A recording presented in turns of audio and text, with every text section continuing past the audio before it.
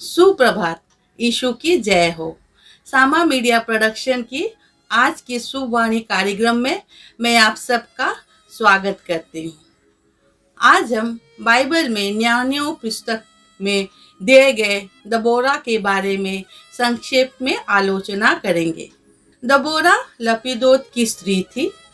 दबोरा को परमेश्वर ने इज़राइल एक न्यायी नियुक्त किया। दबोरा एकमात्र महिला न्यायाधीश थी जिसे परमेश्वर ने इस अवधि के दौरान खड़ा किया था और वो इज़राइली लोगों के न्याय करती थी। दबोरा कई असाधारण महिला में से एक है जिसे हम बाइबल के पुराने नियम में पाते हैं। जब इज़राइलियों ने यहोवा का आदर और सम्मान नहीं किया और उनकी दृष्टि से बुरा काम किया तो यहोवा ने उनको दंड देने के लिए राजा याबीन के अधीन में कर दिया।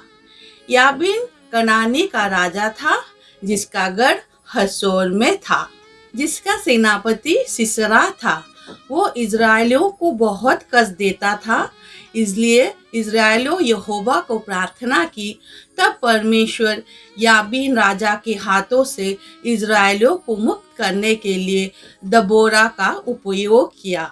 दबोरा ने अबीनोअम के पुत्र बारक को कहा, यहोवा ने कहा है कि तू 10,000 पुरुष को लेकर जा और यहोवा सिसरा को तेरे हाथ देंगे, लेकिन वो तेरे हाथ नहीं मारा जाएगा पर उसका मौत एक स्त्री के हाथ होगा। तब बाराक ने दबोरा को उसके संग आने को कहा और दबोरा उसकी बात से राजी हो गई और यहोवा के मदद से सिसरा के सब सैनिक बाराक के हाथों मारे गए और सिसरा भाग गया, जिसको हेबेर केनी का स्त्री याएल ने मार डाला। इस प्रकार यहोवा ने उस दिन राजा याबीन को इज़राइलियों के सामने नीचा दिखाया और बाद में इज़राइलियों ने याबीन को नष्ट कर डाला। हम यहाँ देखते हैं कि जब इज़राइल लोग प्रभु का आदर करते थे, खुश थे, लेकिन जब उन्होंने प्रभु का अनादर किया तो उन्हें परिणाम भुगतना पड़ा। इस प्रकार जब राष्ट्र के लोग प्रभु का आदर और सम्मान करते हैं तो भूमि शांतिपूर्ण रहते हैं और फसलें भरपूर होते हैं। लेकिन जब प्रभु के खिलाफ विद्रोह और अविश्वास लोगों के दिल को भर देता है तो उन्हें अपनी अवज्ञा का परिणाम भुगतना पड़ेगा। दबोरा की कहानी सिर्फ महिलाओं के बारे में नहीं है, बल्कि ईश्वर उनके लोगों इज़राइल के प्रति उनके विश्वास योग्यता के बारे में है। हमारे परमेश्वर का महान अनुग्रह उन सभी पर प्रदर्शित होता है जो उसका नाम लेंगे। यह पाप को पहचानने और अपने दोषों के लिए पश्चाताप करने की आवश्यकता के बारे में है और यह परमेश्वर द्वारा उपयोग किए जाने के लिए तैयार होने के बारे में है, चाहे परिणाम कुछ भी हो। पुस्तक में हम देखते हैं कि कैसे परमेश्वर अपना कार्य करने के लिए महिलाओं का उपयोग करते हैं। दबोरा अपने सेवक जैसे हृदय अपने प्रतिनिधि करने की क्षमता, अपनी आधिकारिक नेतृत्व और किसी भी कीमत पर परमेश्वर की सेवा करने की अपनी इच्छा के साथ एक ईश्वरीय उदाहरण है। दबोरा उस समय में पुरुषों के भीतर एक ऐसी महिला थी जो बहादुर, बुद्धिमान, भरोसेमंद और परमेश्वर के वचन और उपस्थित के प्रति आश्वस्त थी।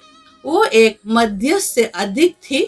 वो एक भविष्यवक्ता थी जो परमेश्वर और मनुष्य के बीच कार्य करती थी और लोगों को परमेश्वर की इच्छा को जानने देती थी।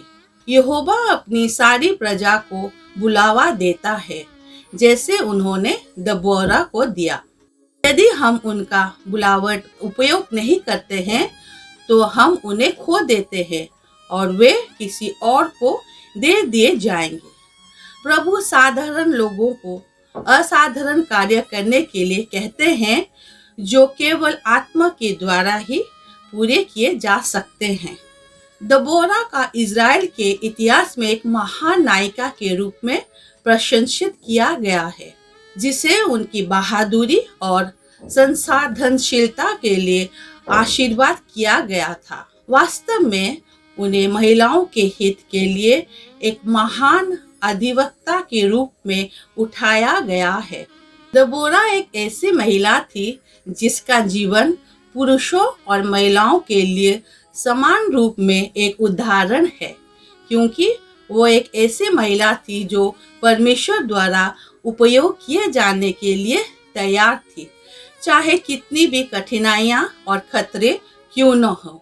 इसलिए बाइबल की गलतियां पुस्तक के 3 अध्याय 28 पद्य में लिखा गया है कि अब न कोई यहूदी रहा और न यूनानी, न कोई दास, न स्वतंत्र, न कोई नर, न नारी, क्योंकि तुम सब मसीह यीशु में एक हो। आज मैं आपको प्रोत्साहित करती हूँ कि आप अपने आराम के क्षेत्र से बाहर निकलिए और वो बनिए जिसे प्रभु ने आपको होने के लिए बुलाया है। बाइबल के नीति वचन 31 अध्याय 30 पद्य में लिखा गया है, शोभा तो झूठी और सुंदरता व्यर्थ है, परंतु जो स्त्री यहोवा का भय मानती है उसकी प्रशंसा की जाएगी। आइए प्रभु को धन्यवाद देते हैं कि उन्होंने आज हमें दबोरा के आलोचना के माध्यम से दिखाया कि दबोरा कैसे सबसे कठिन परिस्थितियों में भी प्रभु के द्वारा उपयोग किए जाने के लिए तैयार थी और प्रभु कैसे उन लोगों के पापों की क्षमा करते हैं जो उनके विनम्र पश्चाताप में मुसीबत के समय में बुलाते हैं। ईश्वर आपको और आपके परिवार का भला करे और आज आपका दिन शुभ हो। धन्यवाद।